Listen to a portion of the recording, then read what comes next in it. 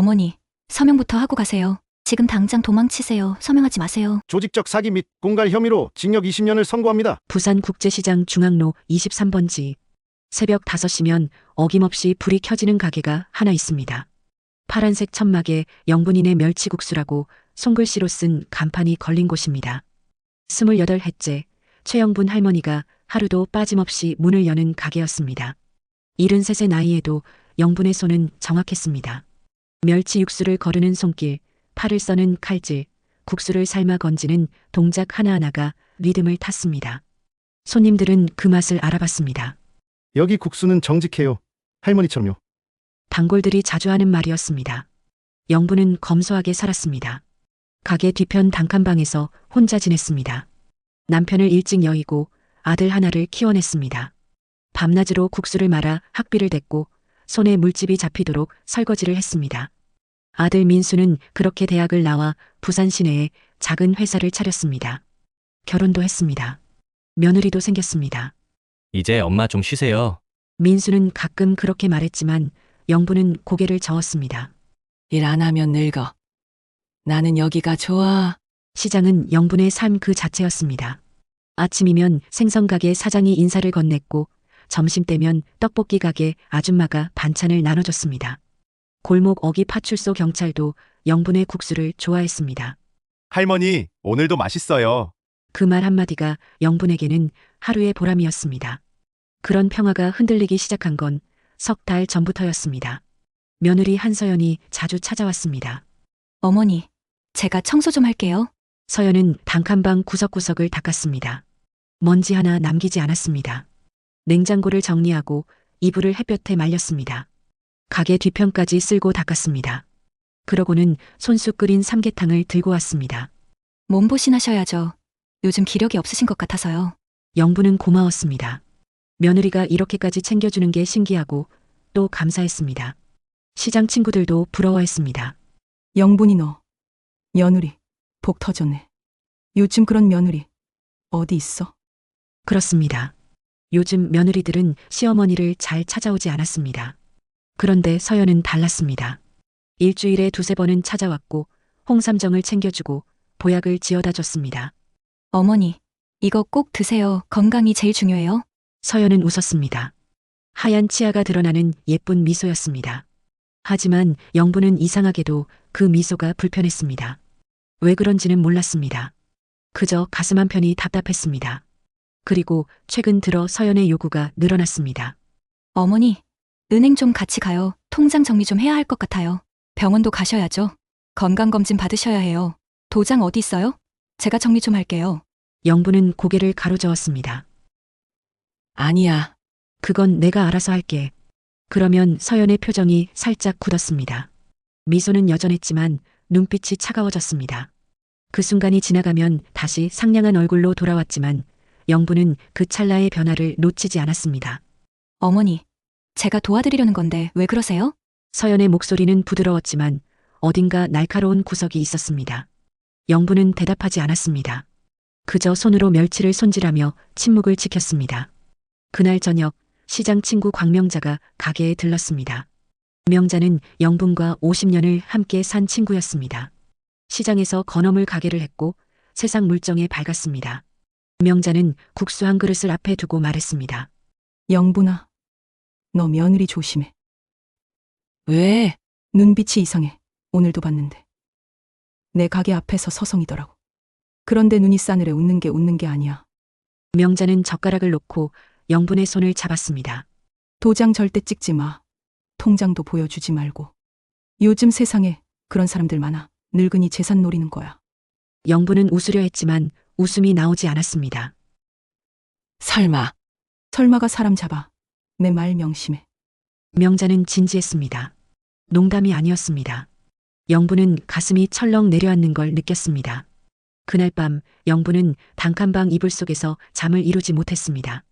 천장을 바라보며 생각했습니다. 서연의 미소, 차가워진 눈빛, 은행에 가자는 말, 도장을 찾는 손길. 모든 것이 퍼즐처럼 맞춰지는 것 같으면서도 확신할 수 없었습니다. 내가 예민한 건가? 영분은 작은 금고를 열었습니다. 그 안에는 통장 2개와 도장이 들어 있었습니다. 28회 동안 모은 돈이었습니다. 많지는 않았지만 영분에게는 소중한 것이었습니다. 통장을 꺼내 들었을 때 손이 떨렸습니다. 왜 떨리는지 알 수 없었습니다. 그저 불길한 예감이 온몸을 휘감았습니다.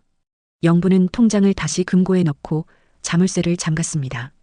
그리고 이불을 뒤집어 쓰고 눈을 감았습니다. 하지만 잠은 오지 않았습니다. 창밖에서 바람이 불었습니다. 시장 골목을 스치는 바람 소리가 낮게 울렸습니다. 어둠 속에서 무언가가 다가오고 있었습니다. 영분은 그것을 느꼈지만 무엇인지는 알 수 없었습니다. 다음 날 아침 영분은 다시 가게 문을 열었습니다. 멸치를 삶고 국수를 말고 손님을 맞았습니다. 언제나처럼 평온한 아침이었습니다. 하지만 마음 한편에는 그림자가 드리워져 있었습니다. 점심때 서연이 또 찾아왔습니다. 어머니, 내일 은행 같이 가요. 꼭 가셔야 해요. 서연의 목소리는 단호했습니다. 미소는 여전했지만 눈빛은 차갑게 가라앉아 있었습니다. 영분은 대답하지 않았습니다. 그저 멸치를 건지는 손이 미세하게 떨렸습니다. 그날 저녁 시장에 어둠이 내렸습니다. 영분은 가게 불을 끄고 단칸방으로 돌아갔습니다. 금고 앞에 앉아 한참을 생각했습니다. 명자의 경고, 서연의 눈빛, 그리고 자신의 직감. 모든 것이 무언가를 말하고 있었습니다. 내일은 조심해야겠어. 영분은 작게 중얼거렸습니다. 그리고 금고를 꼭 안은 채 잠을 청했습니다. 하지만 그날 밤 영분은 알지 못했습니다. 내일이 그녀 인생에서 가장 위험한 날이 될 거라는 것을. 금요일 아침 서연이 일찍 찾아왔습니다. 어머니, 준비하세요. 은행 가야죠. 서연의 목소리에는 여유가 없었습니다. 평소처럼 부드럽지 않았습니다. 영분은 앞치마를 벗으며 말했습니다. 오늘은 손님이 많을 것 같아서. 어머니, 오늘 아니면 안 돼요. 약속 잡아놨어요. 서연은 영분의 팔을 잡았습니다. 소나기에 힘이 들어갔습니다. 영분은 순간 놀랐지만 내색하지 않았습니다. 그저 고개를 끄덕였습니다. 알았어, 가자. 영분은 금고에서 통장을 꺼냈습니다. 도장도 함께 챙겼습니다. 가방 안에 넣으면서 손이 또 떨렸습니다. 어젯밤 명자의 말이 귓가에 맴돌았습니다. 도장 절대 찍지 마. 서연은 영분을 태우고 차를 몰았습니다. 부산 시내 중심가로 향했습니다. 차 안은 조용했습니다. 라디오도 틀지 않았습니다. 서연은 핸들을 잡은 채 앞만 바라봤습니다. 표정이 굳어 있었습니다. 서연아, 어디 은행 가는 거야? 시내 옆 은행이요. 거기가 좋대요. 우리 시장 앞에도 은행 있는데. 거기는 안 돼요. 여기가 더 전문적이에요. 서연의 대답은 짧고 단호했습니다. 영분은 더 이상 묻지 않았습니다. 창밖을 바라보며 불안을 삼켰습니다. 은행 앞에 도착했을 때 영분은 이상한 점을 발견했습니다. 입구에 검은 양복을 입은 남자 2명이 서 있었습니다. 담배를 피우고 있었지만 눈빛은 날카로웠습니다. 영분을 보자 서로 눈짓을 했습니다. 영분은 가슴이 철렁했습니다. 저 사람들은 누구야? 몰라요. 그냥 은행 손님이겠죠. 서연은 대수롭지 않게 말했습니다. 하지만 영분은 알았습니다. 저 남자들이 우연히 거기 있는 게 아니라는 것을. 은행 안으로 들어갔습니다. 로비는 한산했습니다. 오전 10시였지만 손님이 많지 않았습니다. 서연은 영분을 대기석에 앉혔습니다. 여기 앉아 계세요. 제가 먼저 상담사랑 얘기할게요. 서연은 창고 쪽으로 걸어갔습니다. 영분은 대기석에 앉아 주변을 살폈습니다. 검은 양복 남자 2명이 들어와 뒤편에 섰습니다. 팔짱을 낀 채 영분을 바라봤습니다. 영분은 숨이 막혔습니다. 이건 뭔가 잘못됐어. 본능이 경고했습니다. 하지만 어떻게 해야 할지 몰랐습니다. 일어나서 나가야 하나, 아니면 그냥 있어야 하나. 머릿속이 복잡했습니다. 그때 서연이 손짓했습니다. 어머니, 이쪽으로 오세요. 영분은 천천히 일어났습니다. 다리에 힘이 없었습니다. 창구로 걸어가는데 양복 남자 2명이 따라왔습니다. 거리를 좁혔습니다. 영분은 뒤를 돌아봤습니다. 남자들은 무표정했습니다.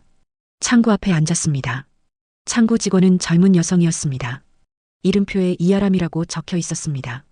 아람은 영분을 보며 미소 지었습니다. 하지만 그 미소는 어딘가 긴장해 보였습니다. 어머니, 통장 주세요. 서연이 손을 내밀었습니다. 영분은 가방에서 통장을 꺼냈습니다. 손이 떨렸습니다. 아람은 통장을 받아 컴퓨터에 입력했습니다. 잠시만요. 확인할게요. 아람의 목소리도 떨렸습니다. 영부는 그걸 느꼈습니다. 아람은 서류를 꺼내며 서연을 보지 않고 영분만 바라봤습니다. 어머니, 서명하시면 돼요. 서연이 서류를 밀었습니다. 영부는 서류를 내려다봤습니다. 글씨가 작았습니다. 읽기 어려웠습니다. 하지만 한 줄이 눈에 들어왔습니다. 재산위임 동의서. 영분의 심장이 얼어붙었습니다. 이게 뭐야? 그냥 정리하는 거예요. 어머니 건강 안 좋으시니까 제가 관리해드리려고요. 서연의 목소리는 여전히 부드러웠습니다. 하지만 눈빛은 차갑게 가라앉아 있었습니다. 영부는 펜을 들지 않았습니다. 그때 아람이 통장을 건네며 작게 말했습니다. 어머니, 통장 확인하세요. 통장을 받아들었을 때 영부는 작은 포스트잇을 발견했습니다. 통장 사이에 끼워져 있었습니다. 손가락으로 조심스럽게 펼쳤습니다. 포스트잇에는 급하게 쓴 글씨가 있었습니다. 지금 당장 도망치세요. 서명하지 마세요. 영분의 손이 얼어붙었습니다. 심장이 미친 듯이 뛰었습니다.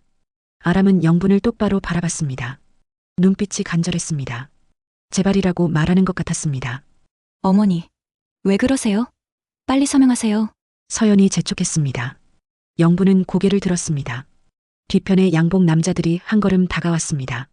창구 밖 복도에도 또 다른 남자가 서 있었습니다. 지금 나가지 않으면 끝이야. 영부는 본능적으로 알았습니다. 화장실 좀 가야겠어. 영부는 자리에서 일어났습니다. 서연이 팔을 잡았습니다. 어머니, 서명부터 하고 가세요. 급해. 영부는 팔을 뿌리쳤습니다. 서연의 표정이 굳었습니다. 미소가 사라졌습니다. 눈빛이 차갑게 식었습니다. 어머니, 서연의 목소리가 낮아졌습니다. 협박처럼 들렸습니다. 하지만 영부는 돌아보지 않았습니다. 화장실 방향으로 걸어갔습니다. 빨리 걸었습니다. 뒤에서 발소리가 따라왔습니다. 화장실로 들어가는 척하다가 순간 방향을 틀었습니다. 비상구 쪽으로 달렸습니다. 어머니! 서연의 외침이 들렸습니다. 양복 남자들이 뛰어왔습니다. 영부는 있는 힘을 다해 계단을 내려갔습니다. 무릎이 아팠습니다. 숨이 턱까지 찼습니다. 하지만 멈추지 않았습니다. 1층 비상구를 밀고 나갔습니다. 골목으로 뛰어들어갔습니다. 뒤에서 고함이 들렸습니다. 잡아! 영부는 시장 쪽으로 달렸습니다. 골목을 돌고 또 돌았습니다. 익숙한 길이었습니다. 28회를 걸어온 길이었습니다. 생선 가게 옆, 떡볶이 가게 뒤, 건어물 가게 앞을 지나갔습니다. 명자의 가게 앞에 도착했을 때 영부는 주저앉았습니다. 숨이 끊어질 것 같았습니다. 가슴이 터질 듯 아팠습니다. 명자가 놀라서 뛰어나왔습니다. 영분아, 왜 그래? 명자야. 나 도망쳤어. 영부는 떨리는 목소리로 말했습니다. 명자는 영분을 부축해 가게 안으로 데려갔습니다. 물을 건넸습니다. 영부는 물을 마시며 숨을 고르려 했습니다. 무슨 일이야? 며느리가 날 속였어. 은행에서 재산 유임 동의서에 서명하라고 했어. 그리고 남자들이 날 지키고 있었어. 명자의 얼굴이 창백해졌습니다. 내가 뭘 했어? 조심하라고 했잖아. 은행 직원이 쪽지를 줬어. 도망치라고. 영부는 가방에서 통장을 꺼냈습니다. 포스트잇이 아직 거기 있었습니다. 명자는 그걸 보며 고개를 끄덕였습니다. 그 직원이 너 살린 거야. 고마운 사람이네. 이제 어떡하지? 집에도 못 가겠어. 영분의 목소리가 떨렸습니다. 명자는 영분의 손을 꽉 잡았습니다. 일단 여기 있어. 내가 파출소에 얘기할게. 파출소? 응. 경찰한테 말해야지. 이건 사기야. 아니, 그보다 더 나쁜 거야. 명자는 밖으로 나가려다 멈췄습니다. 골목 입구에 검은 차가 섰습니다. 양복 남자들이 내렸습니다. 시장 안을 둘러봤습니다. 명자야. 저 사람들이야. 영분은 떨었습니다. 명자는 영분을 가게 안쪽으로 밀어 넣었습니다. 숨어, 절대 나오지 마. 명자는 가게 문을 닫고 커튼을 쳤습니다. 영분은 구석에 웅크렸습니다. 밖에서 발소리가 들렸습니다. 남자들이 시장 안을 돌아다녔습니다. 할머니 못 봤어요? 몰라요. 여기 사람 많은데 누군지 어떻게 알아요? 상인들이 대답했습니다. 남자들은 한참을 돌아다니다가 결국 차를 타고 떠났습니다. 영부는 그제야 숨을 쉬었습니다. 하지만 안심할 수 없었습니다. 이제 어디로 가야 할지, 무엇을 해야 할지 막막했습니다. 명자가 영분의 어깨를 두드렸습니다. 영분아, 이건 시작이야. 이제부터가 진짜 싸움이야. 영부는 고개를 끄덕였습니다. 손은 여전히 떨렸지만 눈빛만은 흔들리지 않았습니다. 나는 도망치지 않아. 내 돈이고 내 인생이야. 영부는 작게 중얼거렸습니다. 그날 저녁 영부는 명자의 가게 뒤편에서 밤을 보냈습니다. 잠은 오지 않았습니다. 창밖을 바라보며 내일을 생각했습니다. 싸움은 이제 시작이었습니다. 토요일 아침 시장에 소문이 퍼졌습니다. 최할머니가 치매래.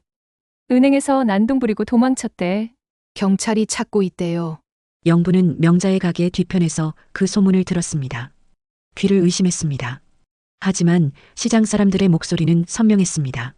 가엾어라 혼자 사셨는데 이제 정신까지 가신 거야. 얼마나 며느리 속썩이겠어. 영부는 가슴이 무너지는 걸 느꼈습니다. 명자가 안으로 들어왔습니다. 표정이 어두웠습니다.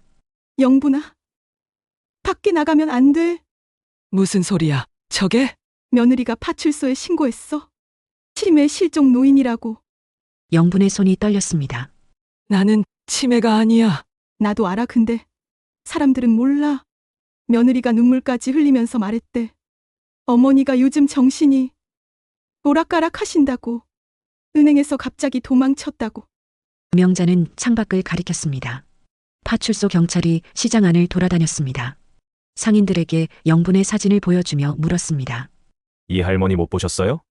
아, 영분이 할머니요. 치매 걸렸다면서요? 네, 가족이 찾고 있어요. 보시면 연락 주세요. 경찰은 명자의 가게 앞에도 들렀습니다. 명자는 문을 열고 나갔습니다. 못 봤어요. 확실해요? 네. 어제부터 안 보였어요. 경찰은 고개를 끄덕이고 떠났습니다. 명자는 다시 안으로 들어와 영분을 봤습니다. 거짓말은 오래 못해. 빨리 뭔가 해야 해. 영분은 핸드폰을 꺼냈습니다. 아들 민수에게 전화를 걸었습니다. 신호음이 길게 울렸습니다. 민수가 받았습니다. 엄마? 민수야, 나야. 엄마 어디야? 서연이가 걱정하고 있어. 은행에서 왜 그랬어? 민수의 목소리는 차갑게 가라앉아 있었습니다. 영분은 가슴이 철렁했습니다. 민수야. 들어봐. 서연이가 날 속였어. 재산 유임 동의서에 서명하라고. 엄마 그만해. 서연이가 다 얘기했어. 엄마 요즘 정신이 없으신 거 나도 알아. 병원 가야 해.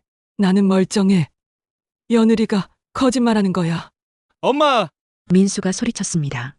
영분은 입을 다물었습니다. 엄마! 검사부터 받아! 치매 검사! 그리고 집으로 와! 서연이 걱정하잖아. 민수야. 제발 내 말 좀 들어봐. 엄마가 이상해진 거 다 알아. 홍삼정 먹고 멍 때리고 손님 이름도 까먹고 서연이가 다 말해줬어. 영분은 말문이 막혔습니다. 홍삼정. 서연이 챙겨준 홍삼정을 마신 뒤부터였습니다. 두통이 시작됐고 가끔 기억이 흐릿해졌습니다. 손님 이름이 떠오르지 않을 때도 있었습니다. 설마. 영분은 온몸이 얼어붙었습니다. 민수야. 혹시 홍삼정에 뭔가 탔을 수도. 엄마 그만해! 이러니까 치매라는 거야! 민수는 전화를 끊었습니다. 영분은 핸드폰을 떨어뜨렸습니다. 명자가 달려와 영분을 안았습니다. 영분아, 괜찮아. 괜찮아. 하지만 괜찮지 않았습니다. 아들마저 영분을 믿지 않았습니다. 며느리의 말만 믿었습니다. 영분은 눈물이 흘렀습니다. 처음으로 무너졌습니다. 나는 정말 멀쩡한데. 알아. 내가 증인이야. 너는 치매 아니야. 명자는 영분의 눈물을 닦아줬습니다. 오후가 되자 시장 사람들의 태도가 달라졌습니다. 생선 가게 사장은 영분을 보고도 외면했습니다. 떡볶이 가게 아줌마는 수군거렸습니다. 치매 걸린 사람이 가게를 하면 어떻게 위생도 걱정인데. 그러게요. 손님들한테 피해갈까봐 무서워요. 영분은 그 말을 들었습니다. 가게 앞을 지나가는데 사람들이 곁눈질했습니다. 동정 어린 눈빛 혹은 경계하는 눈빛이었습니다. 영분은 자신의 가게 앞에 섰습니다. 문은 잠겨 있었습니다. 천막에는 휴업이라고 적힌 종이가 붙어 있었습니다. 영분이 붙인 게 아니었습니다. 누군가가 붙여놓은 것이었습니다. 누가 이런 걸. 영분은 종이를 떼어냈습니다. 하지만 다음 날 아침 또 붙어 있었습니다. 치매 환자 운영, 위생 불량. 영분은 무릎이 꺾였습니다. 그날 저녁 명자가 놀라운 소식을 가져왔습니다. 영분아, 은행 직원이 연락했어. 누가?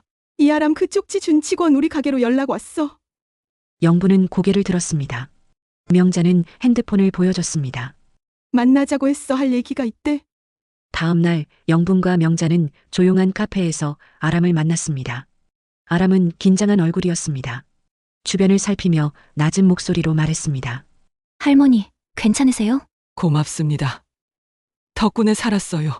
사실 저도 과거에 비슷한 일을 봤어요. 아람은 서류 봉투를 꺼냈습니다. 안에는 신문 기사 스크랩이 들어 있었습니다.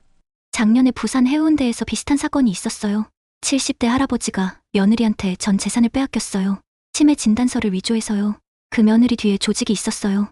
영부는 기사를 읽었습니다. 손이 떨렸습니다. 조직이요? 네, 전문적으로 노인을 타깃으로 하는 사기단이에요. 며느리나 보호사를 위장해서 접근하고 치매 프레임을 씌워요. 그리고 재산을 빼앗죠. 명자가 끼어들었습니다. 그럼 우리 영분이 며느리도? 아마 그럴 거예요. 그 조직의 수법이랑 똑같아요. 보양식 챙겨주고, 홍삼정 먹이고, 은행 데려가고, 그리고 치매라고 소문 내는 거요. 영부는 홍삼정을 떠올렸습니다. 그럼 홍삼정에 정말 뭔가 탔을 수도? 가능성이 높아요. 수면제나 정신과 약물을 소량 섞으면 기억력 장애나 집중력 저하가 생겨요. 그럼 주변 사람들이 치매라고 믿게 되죠. 영부는 온몸에 소름이 돋았습니다. 그럼 난 어떻게 해야 해요? 증거가 필요해요. 홍삼정을 검사받으세요. 그리고 병원에서 정밀 검사를 받으세요. 치매가 아니라는 걸 증명해야 해요. 아람은 명함을 건넸습니다. 제가 아는 변호사예요. 이런 사건 전문이에요. 연락하세요. 영부는 명함을 받아들었습니다. 명함에는 강력 범죄 전문 변호사 유재민이라고 적혀 있었습니다. 고맙습니다. 할머니, 포기하지 마세요. 할머니는 혼자가 아니에요. 아람은 영분의 손을 꽉 잡았습니다. 그날 밤 영분은 명자와 함께 병원으로 갔습니다. 응급실에서 혈액 검사를 받았습니다. 홍삼정도 가져가 성분 분석을 의뢰했습니다. 며칠 후 결과가 나왔습니다. 의사는 심각한 표정으로 말했습니다. 할머니, 혈액에서 벤조디아제핀 성분이 검출됐어요. 그게 뭐예요? 수면제 성분이에요. 장기 복용하면 기억력 장애가 생길 수 있어요. 누가 의도적으로 먹인 것 같네요. 영부는 주저앉았습니다. 그럼 홍삼정에? 네, 홍삼정에서도 같은 성분이 나왔어요. 이건 명백한 범죄예요. 의사는 진단서를 건넸습니다. 이걸 가지고 경찰에 가세요. 치매가 아니라는 것도 확인됐어요. 할머니는 정상이에요. 영부는 눈물이 쏟아졌습니다. 나는 정상이에요? 네, 할머니는 아무 문제 없어요. 명자가 영분을 껴안았습니다. 봤지? 내가 뭘 했어? 넌 멀쩡하다고. 영부는 울었습니다. 억울함, 분노, 안도감이 한꺼번에 쏟아졌습니다. 하지만 싸움은 끝나지 않았습니다. 병원을 나서는데 검은 차가 앞을 막았습니다. 차에서 양복 남자 셋이 내렸습니다. 그중 하나가 앞으로 나섰습니다. 40대 남자였습니다. 정장이 잘 어울렸습니다. 미소를 지었지만 눈빛은 차갑게 가라앉아 있었습니다. 최영본 할머니시죠? 당신은 누구요? 도윤석입니다. 한서연 씨의 고용주죠. 영부는 숨이 막혔습니다. 고용주요? 네. 서연 씨는 저희 회사 직원이에요. 할머니를 돕기 위해 보낸 거죠. 윤석은 웃었습니다. 할머니, 오해 푸시죠. 우린 할머니를 해치려는 게 아니에요. 도와드리려는 거예요. 거짓말. 거짓말이 아니에요. 할머니, 치매 진단서도 있어요. 병원에서 받은 거예요. 윤석은 서류를 꺼냈습니다. 정신과 진단서였습니다. 영분의 이름이 적혀 있었고 알츠하이머 초기라고 적혀 있었습니다. 이건 위조야. 위조가 아니에요. 정식 병원에서 받은 거예요. 윤석은 미소를 지었습니다. 할머니, 법정에서 봅시다. 저희는 할머니를 보호하려는 거예요. 윤석은 차에 탔습니다. 차가 떠났습니다. 영분은 그 자리에 멈춰 섰습니다. 명자가 영분의 어깨를 잡았습니다. 영분아, 이제 경찰한테 가야 해. 경찰이 날 믿어줄까? 믿게 만들어야지. 우린 증거가 있잖아. 영분은 고개를 끄덕였습니다. 하지만 마음속 깊은 곳에서는 불안이 자라났습니다. 이건 생각보다 큰일이야. 영분은 떨리는 손으로 진단서를 움켜쥐었습니다.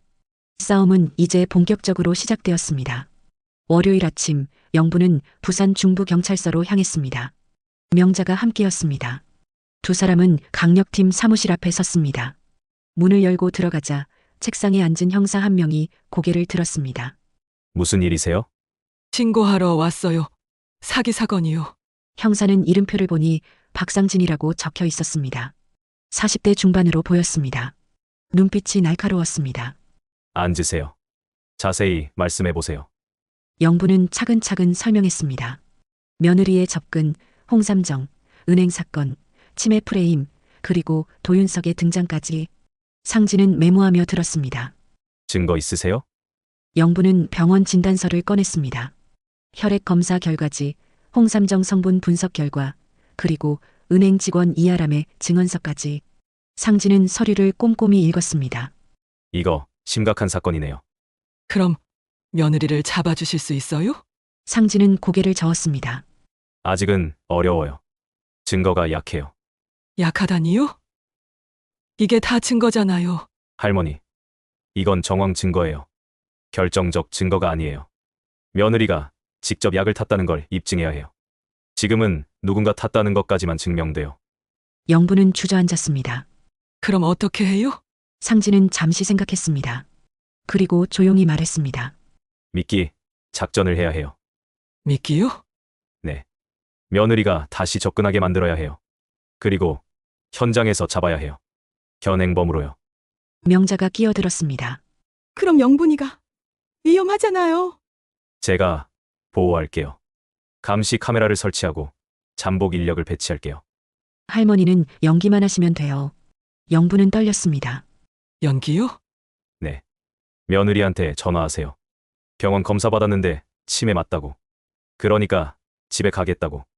며느리가 안심하면 다시 움직일 거예요. 상진의 눈빛이 진지했습니다. 할머니, 이 방법밖에 없어요. 현행범으로 잡지 않으면 며느리는 법망을 빠져나가요.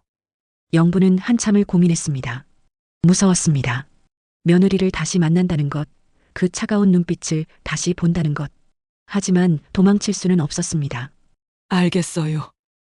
할게요. 좋아요. 그럼 내일 집으로 돌아가세요. 저희가 오늘 밤에 장비를 설치할게요. 상진은 일어서며 영분의 손을 잡았습니다. 할머니, 용기 내주셔서 고맙습니다. 그날 밤 상진과 동료 형사 2명이 영분의 집에 왔습니다. 단칸방 구석구석에 초소형 카메라를 설치했습니다. 영분의 안경에도 카메라를 달았습니다. 옷에는 녹음기를 숨겼습니다. 할머니, 이 안경 꼭 쓰세요. 모든 게 녹화돼요. 알겠어요. 그리고 며느리가 차를 주면 무조건 받으세요. 마시는 척만 하고요. 제가 신호 보내면 쏟으세요. 영부는 고개를 끄덕였습니다. 무서우면 이 버튼 누르세요. 바로 들어갈게요. 상진은 팔찌를 채워줬습니다. 작은 버튼이 달려 있었습니다. 할머니, 할 수 있죠? 네. 영분의 목소리는 작았지만 단호했습니다. 다음 날 아침 영분은 며느리에게 전화했습니다. 손이 떨렸지만 목소리는 차분하게 유지했습니다. 서연아, 나야. 어머니? 어디 계세요? 서연의 목소리는 놀란 듯 했습니다. 병원 다녀왔어. 검사 받았어. 검사요? 응. 치매 맞다고 하더라. 미안해. 내가 며느리 말을 안 들었어. 전화 너머로 침묵이 흘렀습니다. 그리고 서연이 말했습니다.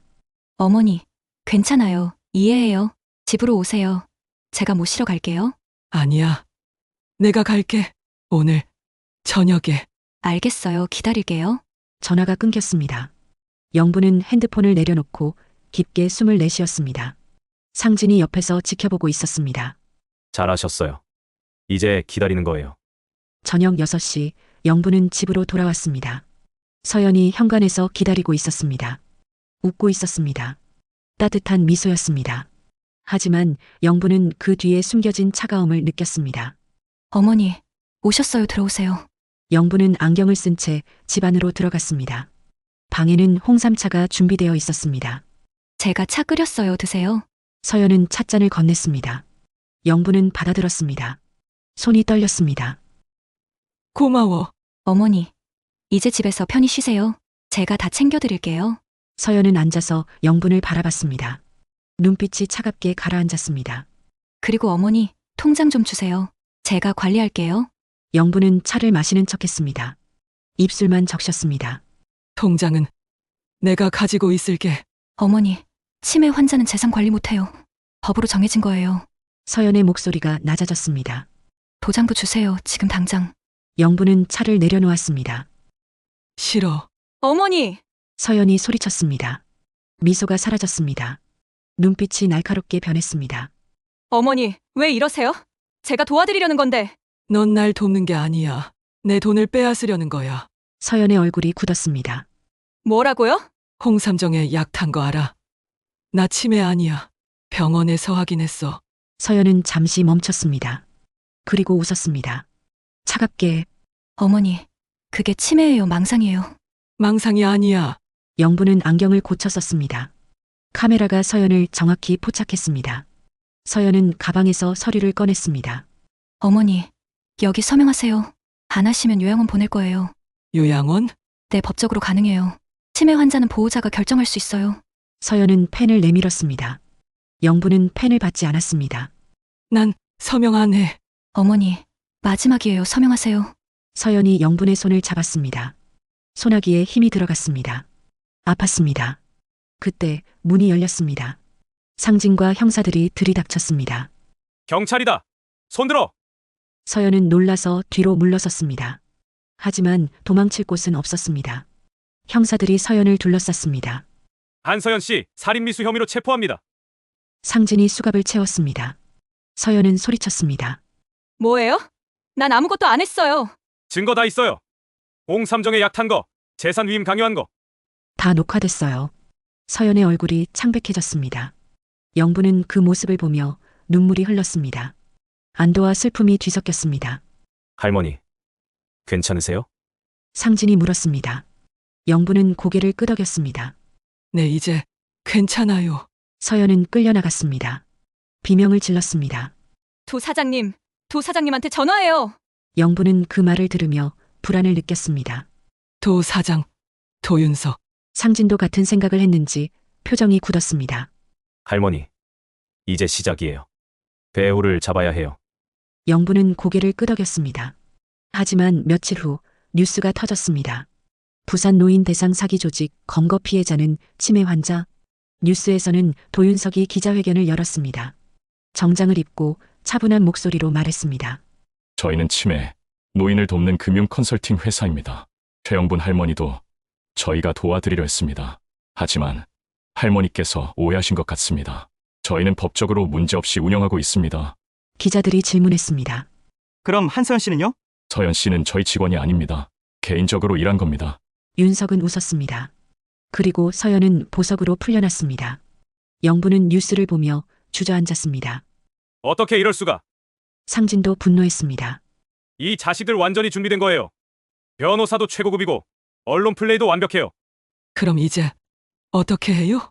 할머니, 포기하면 안 돼요. 다른 방법을 찾을게요. 하지만 다음 날 상진이 자천됐습니다. 압력이 들어왔어요. 위에서 사건 손대래요. 상진은 영분에게 사과했습니다. 할머니, 죄송해요. 제가 무능해서. 아니에요. 형사님이 최선을 다해 주신 거 알아요. 영분은 혼자 남았습니다. 시장 사람들도 등을 돌렸습니다. 뉴스 때문이었습니다. 치매 할머니가 착각해서 며느리를 신고했다는 프레임이 씌워졌습니다. 영분 할머니가 진짜 치매인가 봐. 가엾어라. 며느리만 고생하겠네. 영부는 가게 문을 열지 못했습니다. 손님도 없었습니다. 명자만이 옆에 있었습니다. 영분아, 우리 뭐라도 해야 해. 뭘 해, 다 끝났어. 아니야. 아직 안 끝났어. 명자는 영분의 손을 잡았습니다. 시장 사람들한테 진실을 알려야 해, 제대로. 어떻게? 명자는 웃었습니다. 라이브 방송으로. 영부는 고개를 들었습니다. 라이브? 응. 시장 상인회에서 유튜브 채널 운영하잖아.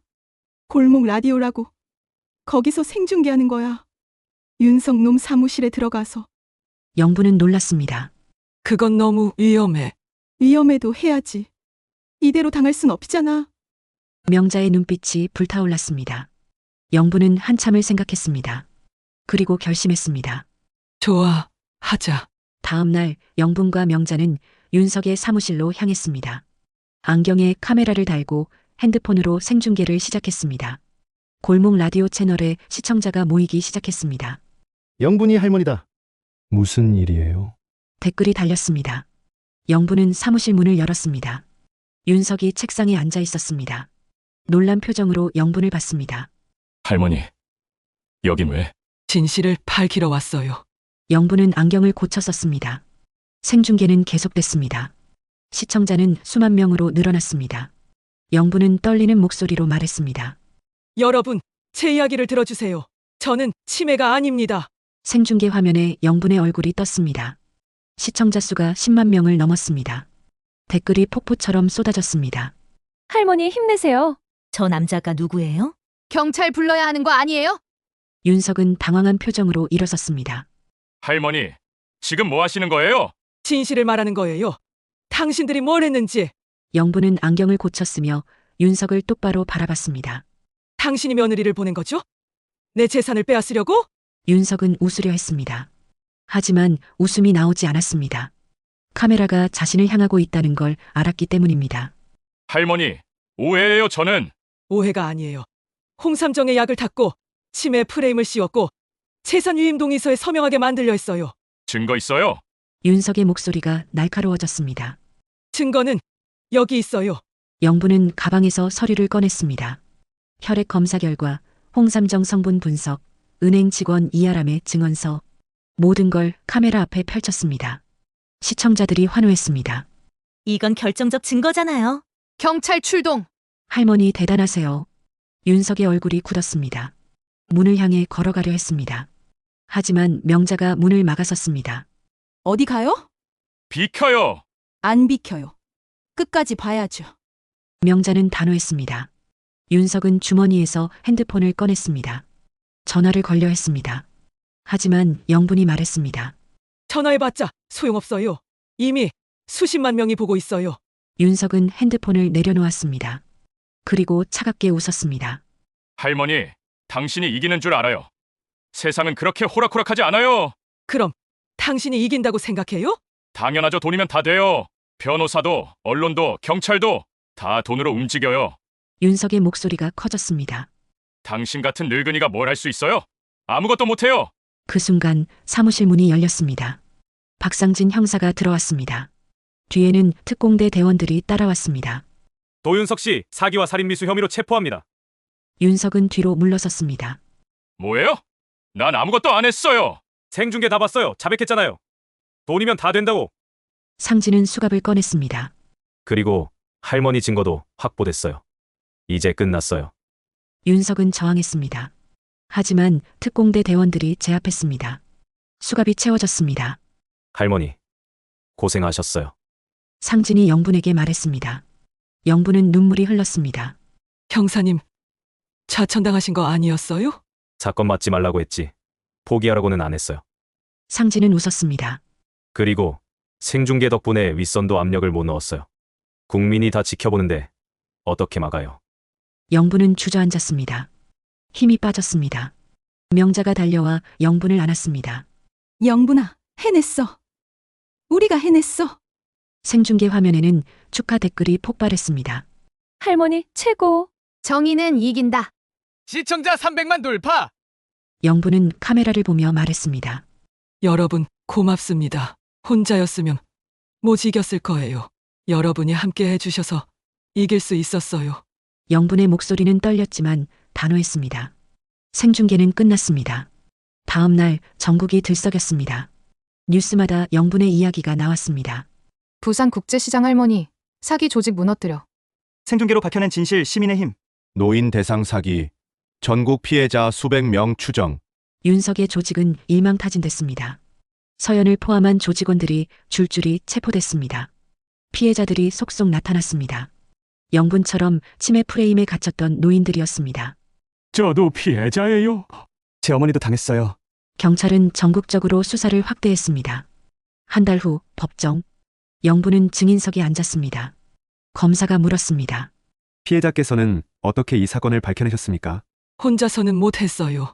친구가 도와줬고, 은행 직원이 용기를 냈고, 형사님이 포기하지 않았고, 시장 사람들이 함께 했어요. 그리고 무엇보다 저를 믿어준 국민들이 있었어요. 영부는 방청석을 바라봤습니다. 명자가 앉아 있었습니다. 이하람도 있었습니다. 상진도 있었습니다. 시장 상인들도 자리를 가득 메웠습니다. 저는 나이가 많고 힘도 없고 배운 것도 없습니다. 하지만 포기하지 않았어요. 그랬더니 세상이 도와줬어요. 재판장이 말했습니다. 피고인 한서연, 살인미수 및 사기 혐의로 무기징역을 선고합니다. 피고인 노윤석, 조직적 사기 및 공갈 혐의로 징역 20년을 선고합니다. 망치 소리가 울렸습니다. 서연은 고개를 숙였습니다. 눈물을 흘렸습니다. 하지만 영부는 그녀를 보지 않았습니다. 법정을 나서는데 민수가 복도에 서 있었습니다. 영부는 멈췄습니다. 민수는 무릎을 꿇었습니다. 바닥에 이마를 댔습니다. 엄마 죄송합니다. 민수의 목소리는 떨렸습니다. 저는 엄마를 믿지 못했어요. 며느리 말만 듣고 엄마를 치매 환자 취급했어요. 정말 죄송합니다. 민수는 울었습니다. 영부는 민수의 머리를 쓰다듬었습니다. 일어나렴. 엄마, 너도 속은 거야. 나도 속았어. 그 사람들은 전문가였으니까. 영부는 민수를 일으켰습니다. 이제 됐어. 끝났어. 민수는 영분을 껴안았습니다. 영분도 아들을 안았습니다. 오랜만에 느끼는 따뜻함이었습니다. 2달 후 부산국제시장. 영분은 다시 가게 문을 열었습니다. 영분인의 멸치국수라는 간판이 새로 걸렸습니다. 파란 천막도 새 것으로 바뀌었습니다. 새벽 5시 불이 켜졌습니다. 영분은 멸치를 삶고 육수를 끓이고 파를 썰었습니다. 익숙한 손길이었습니다. 아침 6시 첫 손님이 왔습니다. 할머니, 국수 한 그릇이요. 네, 잠시만요. 영부는 웃으며 국수를 말았습니다. 손님은 국수를 먹으며 말했습니다. 할머니, TV에서 봤어요. 정말 대단하세요. 아니에요. 저는 그냥 제 인생을 지킨 거예요. 그게 대단한 거죠? 손님은 웃었습니다. 점심때 가게는 손님으로 가득 찼습니다. 시장 사람들도 찾아왔습니다. 사과하는 사람도 있었고 축하하는 사람도 있었습니다. 영분아, 미안해. 우리가 오해했어. 괜찮아요. 다들 속은 거니까. 영부는 웃으며 손님들 이름을 불렀습니다. 박 사장님, 국수 나왔어요. 김 사장님, 여기요. 이름이 또렷하게 떠올랐습니다. 기억이 선명했습니다. 두통도 없었습니다. 저녁 명자가 가게에 들렀습니다. 영분아, 오늘 장사 잘 됐어? 응, 손님이 끊이질 않았어. 그럼 됐다. 이제 평화로워진 거야. 명자는 국수를 먹으며 말했습니다. 근데 영분아, 너 유명해졌어. 인터뷰 요청 엄청 많이 온대. 인터뷰는 됐어. 나는 그냥 여기서 국수나 팔 거야. 영부는 웃었습니다. 이게 내 자리니까. 명자도 웃었습니다. 밤 영부는 단칸방에 앉아 창밖을 바라봤습니다. 시장 골목에 불빛이 켜졌습니다. 사람들이 오갔습니다. 웃음소리가 들렸습니다. 평화로웠습니다. 영부는 금고를 열었습니다. 통장과 도장이 그대로 있었습니다. 손으로 만져봤습니다. 떨리지 않았습니다. 나는 지켜냈어. 영부는 작게 중얼거렸습니다. 그리고 작은 노트를 꺼냈습니다. 펜을 들었습니다. 나이가 많다고, 약해 보인다고 포기하지 마세요. 국물처럼 오래 끓이면 정의도 살아납니다. 영부는 글을 쓰고 노트를 덮었습니다. 창밖에서 바람이 불었습니다. 시장 골목을 스치는 바람은 이제 따뜻했습니다. 다음 날 아침 영부는 다시 가게 문을 열었습니다. 멸치를 삶고 국수를 말고 손님을 맞았습니다. 할머니, 국수 한 그릇이요. 네, 잠시만요. 영부는 웃으며 대답했습니다. 손님이 물었습니다. 할머니, 힘들지 않으세요? 이 나이에 일하시는 게? 영부는 국수를 건네며 말했습니다. 안 힘들어요. 이게 제 삶이니까요. 손님은 국수를 먹으며 고개를 끄덕였습니다. 맛있어요? 진짜 정직한 맛이에요. 고맙습니다. 영부는 다시 주방으로 돌아갔습니다. 멸치를 손질하고 육수를 거르고 파를 썰었습니다. 익숙한 리듬이었습니다. 그리고 평화로웠습니다. 부산국제시장 중앙로 23번지. 영분인의 멸치국수는 오늘도 문을 열었습니다. 새벽 5시부터 밤 10시까지 28회째 변함없이 영부는 그곳에 있었습니다. 주걱을 들고 웃으며 손님을 맞았습니다. 그리고 그 모습은 누구보다 강했습니다. 나이도 상황도 세상도 영분을 꺾을 수 없었습니다. 왜냐하면 영분은 포기하지 않았기 때문입니다. 끝까지 그것이 영분의 승리였습니다. 그리고 그것이 영분의 삶이었습니다.